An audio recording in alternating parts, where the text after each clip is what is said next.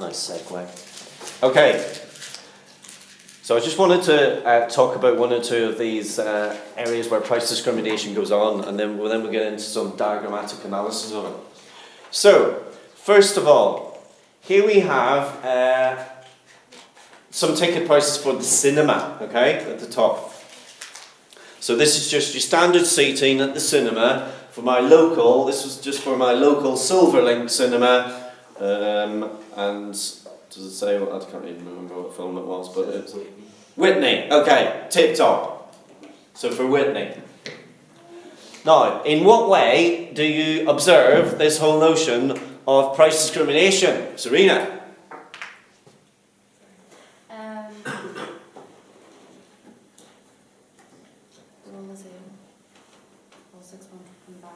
Sorry? They're all £6 high. Okay, they're all £6.25. So, regardless of whether you are adult, teen, senior, or student ID, in this particular instance, all the prices are the same. Is that the norm? No. No. And what would you normally expect? Who would you normally, out of those people, who would you expect to pay the most? Teenagers. Right. No. But adults and then teenagers. Right. So normally you would obviously anticipate that the adult would pay the most. The adult being the person who's actually earning the income. And the teenager would pay slightly less. The senior citizen, that means, so somebody who's of retirement age, would pay a little bit less. And we all know that when you go into a shop and you're behind a student, there's nothing worse than getting stuck in a shop behind a student, a university student, because they open their wallets and one of these sort of unfolding, what do you call those things, you know, what's that called? A concertina thing. And it just drops out and the student then has, you know, discount card for this, discount card for that, discount card for the other. Shouldn't be allowed. Why are students special in that respect? They shouldn't be allowed these sort of special discount offers, in my opinion. But it's, you know, it's always the case that you get a special offer in that respect. So normally, you earn some money, you pay a bit more, and those people who aren't earning pay a bit less. So that would be an example of price discrimination. Now, when you go into the cinema, into the Silverlink, to see the Whitney film, name me a Whitney tune, please. Whitney Houston. What's that one in The Bodyguard? What's that called? Rebecca? What's it called, that one? I don't know if it's in The Bodyguard, but I want to dance with somebody. Oh, yes. Yeah, I want to dance with somebody. Yeah, okay. I'm also an excellent singer. Yeah, I want to dance with some... Yeah, so that's a great Whitney tune, isn't it? Now, whenever you go into the cinema, be you adult, senior citizen, teen or student, everybody's enjoying the same service, because they're watching the same film, but you're paying different amounts for it, usually. Now, I know that doesn't say that on that sheet, but normally that would be the case. So, one example of price discrimination, therefore, is that you charge different groups of people different prices for the same good.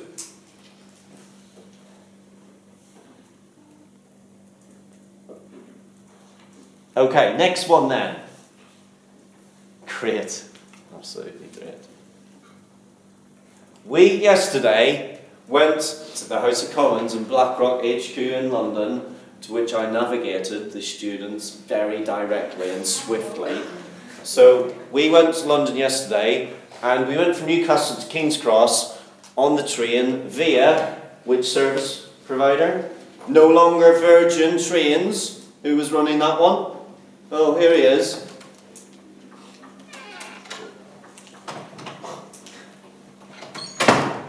Alex has just entered the room. You don't want to come around the front here and get in the frame. No, okay. Alex, you just need one of these sheets, please. So who runs the Virgin train franchise now? Was formerly Virgin. LNER, yeah. And we got there very nicely yesterday and back, and not quite on time, but you know, not too bad. in that respect. That's the second time some of you have got that with me in the last 2 weeks, of course, that particular train back. It's been pretty much on time. But again, what would you expect, Sydney, with train tickets? What's the sort of general pricing rule with train tickets? What do you mean? Oh, like what time they're for? Do you mean? Like the off-peak and stuff. Okay, so could you maybe, so you're talking about peak and off-peak times, could you maybe develop that a little bit further then, please? So if you buy a ticket at peak time, it's more expensive because it's like timed around people traveling. Okay, now when I was budgeting the London study visit for you guys, I wanted to keep the cost to a minimum.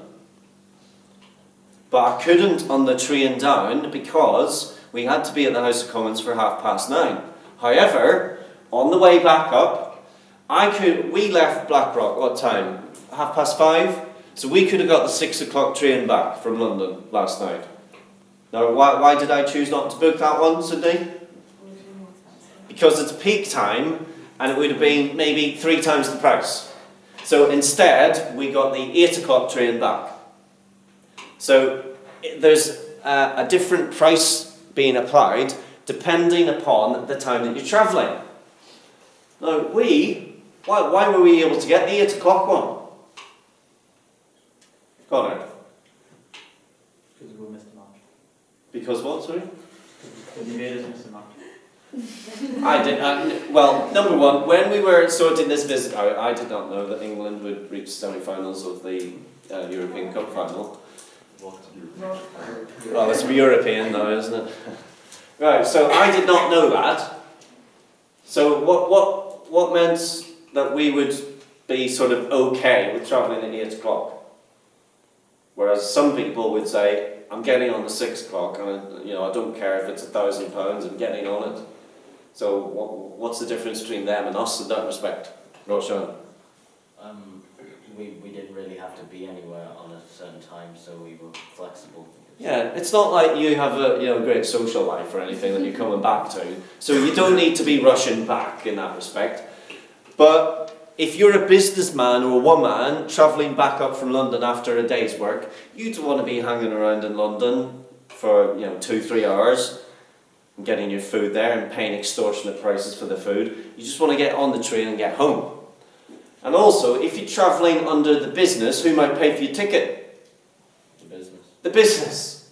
So you're not really bothered whether it's £60 or £300 because the business is going to pick up the tab anyway. It's like me yesterday actually, when you all went for food and Mrs. Antkin and I, we said, where will we go here in this vast array of selection of eateries? And we said, oh, let's go to this Italian restaurant. And then at the end we said, let's have the bill. And Mrs. Adkin said, she was about to get her purse out of her handbag. And I said, no, Mrs. Adkin, this is on me. This is on me. But more specifically, I meant, this is on Emmanuel College. Because, of course, I just put that in as a sort of expense for the day. And then claim the money back. So, I mean, obviously if I would have been paying for it, I would probably have said, okay, give me your money, please. But that wasn't obviously the case. So you can see in this particular screenshot here, there are a few different examples of price discrimination. Number one, if you're really organised like me, did I do your scripts? No, I didn't. Okay. If you're really organised like me, and you book far enough in advance, then you could get a ticket for £97. Yes? Can I give some text? Give them to... yes, okay. Does it have to be now? Okay. Could you come back at the break of the lesson? We'll do it then. Thanks. Okay, so look at the example here for LNER. Advanced single, £97.20 on the 708.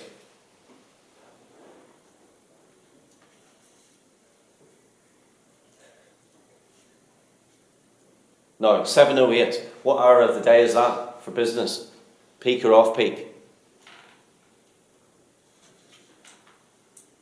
Yes. Peak. Right. Any time really between 6 and 8 is that your sort of peak time for your business traveller. So it's no wonder then that by the time you get to 8:58, you can get the same ticket for the same service on the same type of train, and it's a little bit cheaper, £67.50. Or you can get a super off-peak single for £68.20. So price discrimination is being applied according to the time of the day that you're travelling. Now, what other example of price discrimination do you see there, Alex? So, Alex, I know you were a bit late, and price discrimination, we're charging different groups of people different prices for the same service. What other example is there?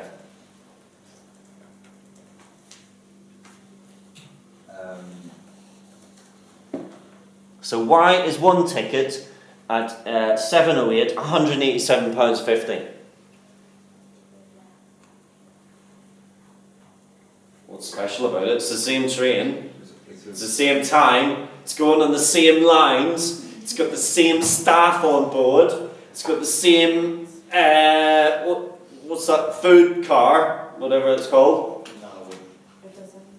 It's what, sorry? Are you talking about first class? first class doesn't have that food card. What, sorry, Sydney?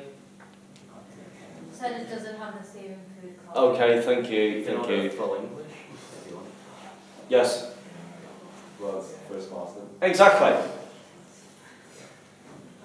But it's pretty much the same service, with a bit extra leg room,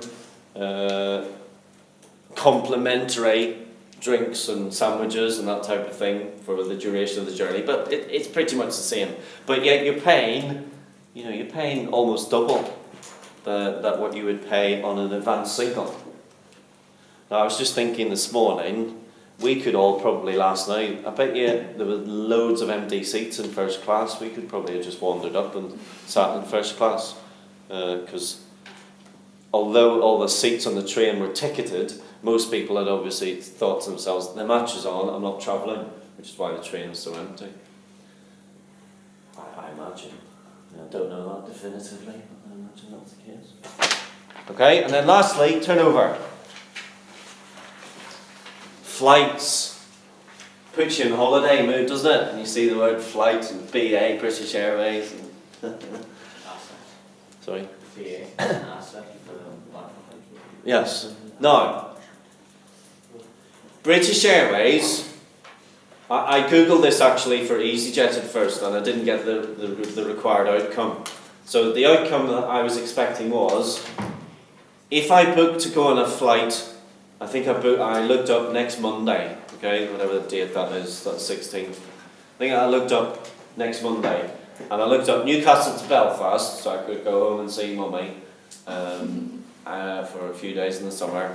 And I looked the price of that flight, and it was £60 odd, something like that. And then I thought, right, I'll look on the EasyJet calendar as far as they have issued tickets into the future. So I think it was next May 2019. It's like as far as it would go at this point in time. Because obviously they don't have them for years in advance due to knowing about landing slots and all sorts of other things. But unfortunately, it came up pretty much the same price. Yes. You should have had a look, compared a ticket now to a ticket in the middle of the summer holidays to somewhere like Spain, and you would have got a big difference. Yes, well, hence why we've got this one, of course, as well. Yeah. Now, you said, why would we expect a big difference? Of course, that's the key thing. It's aircraft firms generally charge a lot more during, in case here peak time is almost like the summer holidays. Summer holidays, So okay. They generally charge a lot more for in the summer holidays because they know people are still going to go. So you could say, demand's more inelastic. Okay. Just see it as part of the cost. So they know that parents wishing to take little Johnny, little Julie away on holiday for 2 weeks to, I don't know,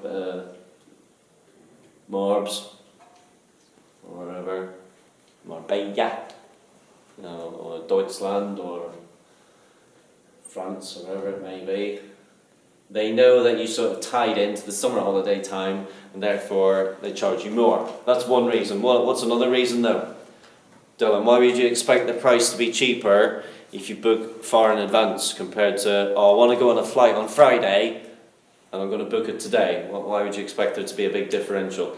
If you're booking it for Friday, you've got less options, so you sort of have to do the high price. Yes. So you would expect, if I tried to book a flight for Friday, come on, if I tried to book a flight for Friday, it would be much more expensive than a Friday flight in April 2019. But, as I say, when I did the search for EasyJet, they're pretty much identical. So, you know what's going on there. However, I then turned to BA. So this was from, where did I look? From Newcastle to London Heathrow, LHR. Pretty much same plane, same time of day. So the one to go on Friday the 13th, tomorrow. What's happening tomorrow? Big deal, London. Big deal. Or it's today, maybe. It's around. Trump. Excuse me? Isn't Trump. Excuse me, give him his full... he is the... President. Thank you, President Trump. And what? Is meeting Prime Minister Theresa May in London. Yes. Yeah. And we were very... Max, you said to me, didn't you, yesterday, oh, there's Theresa May. Did you say that? That's probably mistaken. Because of course, Theresa May's in the latest thing. Of course. Yes. So, this one was £261. However, fast forward to the 30th of April, fine day, fast forward to the 30th of April next year, 2019, and you can jump on exactly the same flight for £40. So, a £221 differential. Same flight, same cabin crew, same sort of service, but you're being charged £220 more. And again, that is a great example of this thing which we refer to as price discrimination. Okay? Now, sorry, what's your name again? Karima? Yeah, Karima, sorry. Karima. Have I got that right?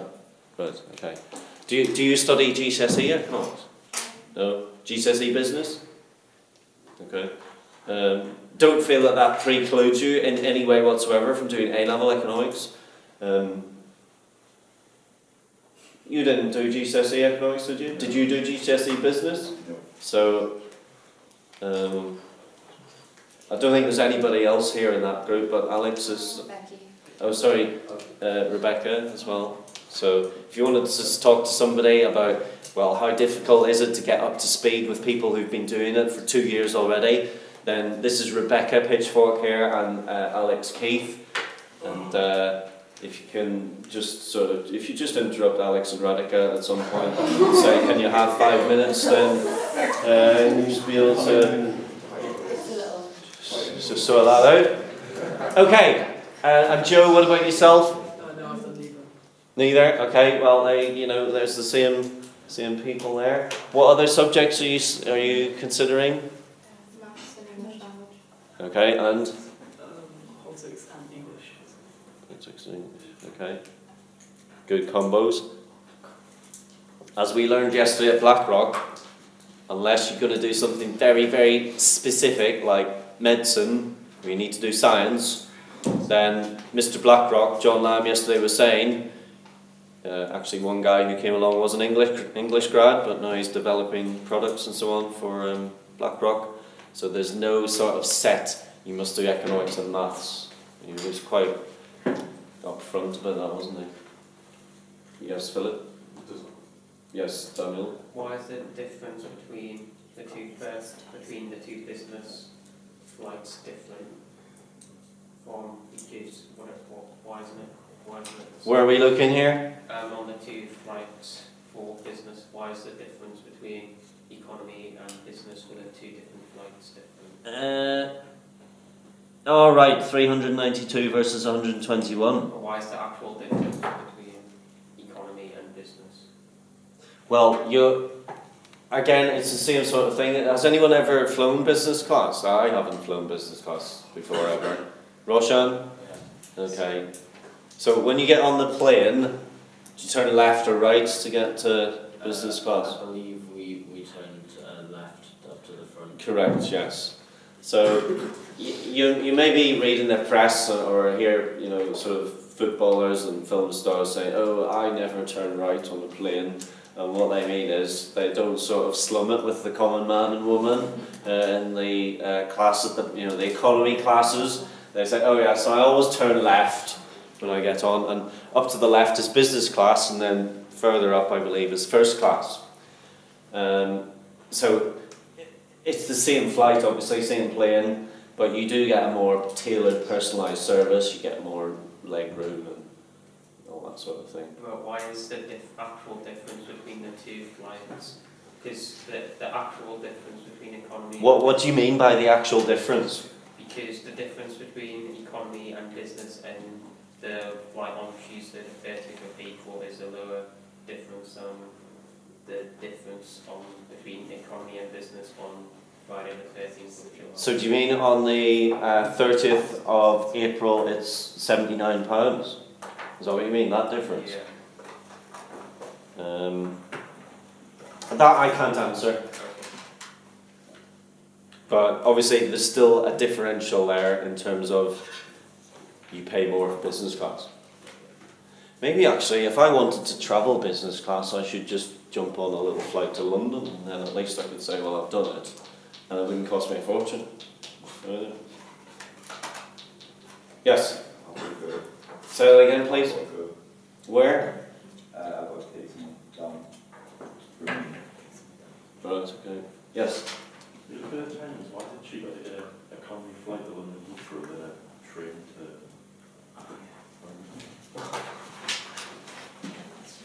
I thought you might bring that up, Robert. Yeah. Does that mean, oh, next year if we go to London, can we go on a flight? Yeah. I wasn't suggesting You that. can now. Well, you wouldn't be going anyway. It'd be good for the year. Oh, that's good. Thinking of your colleagues, we encourage that. So, From 6 selfless to 7:25. in that respect. Right, okay, so now that we've covered these things off, different prices for different groups of people for the same service, we need to now consider these things diagrammatically. So there are diagrams then that go alongside first degree, second degree, third degree. So that's what I want to get done.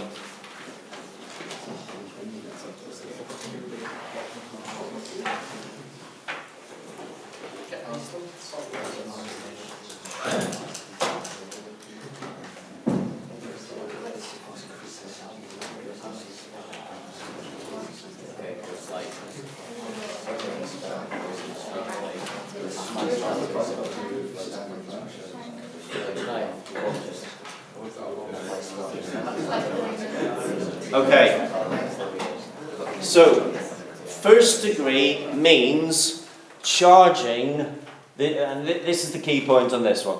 The first degree one is where you're charging different people different prices for the same good or service.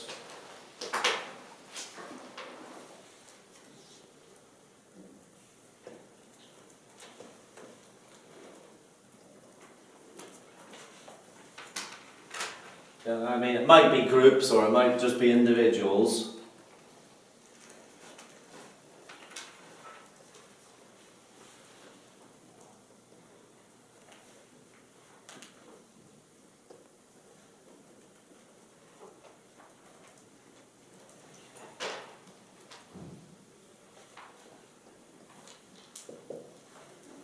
Okay, now, in order to do that, what must the firm be? Thinking about the difference between monopoly and perfect competition. So we've got on one extreme perfect comp, on the other extreme monopoly. So monopoly being single supplier, perfect competition being large numbers of buyers and sellers. Yes. Do they have to be close to the monopoly end because they're clearly the price makers? Exactly. You have got to be closer to the monopoly end of the spectrum in that respect, because it's the monopolist who has the market power and the ability to set price in a market. Whereas if you're in a perfectly competitive firm, you can't do that. So, Karina, if you and I had, say, a little bakery or something like that, well, I couldn't really set my prices much higher than yours, because then everyone would go to your bakery and not mine. But if I was the sole provider of something, then I can set the price, so I'm a price maker in that respect. So, the monopolist is the price maker, and we say that the perfectly competitive firm is a price taker. So in this instance, if you want to be able to charge different groups different prices for the same thing, then number one, you've got to must have some degree of monopoly power or price making power. The ability to set prices.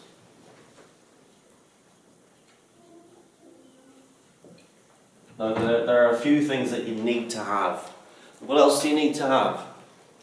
I would be willing, let's say, so I went to watch Mr. Chrissy Rouse racing at the weekend up in Edinburgh, blasted up on the bike about an hour, and it's just passed you by, isn't it? Right, so blasted up there, about an hour, 175 miles, about an hour. So blasted up there, and Chrissy Rouse, esteemed guests, Chrissy Rouse is another alumni.